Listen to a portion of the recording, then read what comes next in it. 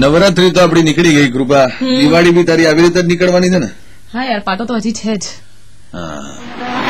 બાદબ બા મુલાઈઝા હોશિયારી ए होशियार पधार रहे हैं, but come to think of it, Diwali मारे રાહડા થોડા લેવાના હોય.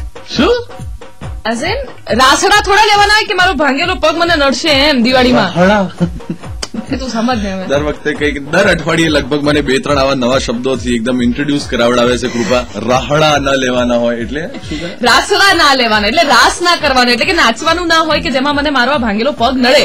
11 વાગી ચુક્યા છે તમારા પોતાના 94.3 FM પર. હું છું અંકિત. અરે આ ભાંગેલો પગ રાસ લેવામાં બીજી ઘણી બધી વસ્તુઓ નડતો હશે ને યાર. જેમ કે તને લાત મારવામાં સૌથી મેઇન વસ્તુ. અરે મને જ્યાં મને મારવાની વાત આવે ને એ મોકા તો કોઈ દિવસ મુકતી જ નથી. બોલવામાં નથી મુકતી ને મારવામાં નથી મુકતી. બટ ફેસ્ટિવલના મોકા પણ હું નથી મૂકતી. તને ખબર છે આજથી 16 ઓલવેઝમાં દિવાળી કામ. દિવાળી કામ? હા. સફાઈ કરવાના છે તમે? ના, તો હવે જાણકારી આપવાના છે. એટલે કે કોઈ જ્વેલર આવશે, કોઈ ખાસ લાઇફસ્ટાઇલ વાળા આવશે, એટલે કે સાડી વાળા આવશે, ટૂર્સ એન્ડ ટ્રાવેલ્સ વાળા આવશે, મીઠાઈ વાળા આવશે. તે જણાવશે કે આ વખતે અમદાવાદીઓએ દિવાળીને ધ્યાનમાં રાખીને કેવું શોપિંગ અને શું શું નવું નવું લેવું જોઈએ. વાહ વાહ, એટલે 16 ઓલવેઝમાં દિવાળી આવી ગઈ છે. ઓહ યસ, કાલે કરવા ચોથ બી છે. તો જસ્ટ એમ જ કાલ રાતના શું કરે તું? પ્લીઝ યાર, કમ ઓન.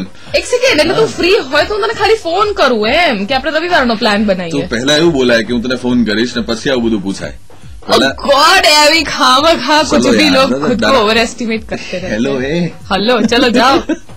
ચલો અમદાવાદ આવતીકાલે મુલાકાત થશે. 7:11 સલાહ અમદાવાદ મળીશું અને 9:11 આવતીકાલે આપણી સાથે મેયર શ્રી અસિત વોરા પણ હશે. અમદાવાદીઓના સવાલો અને સુઝાવો હું એમની સમક્ષ પ્રસ્તુત કરતો હોઈશ. ગુડ મોર્નિંગ મારા તરફથી, આવજો. Bye bye. This song is brought to you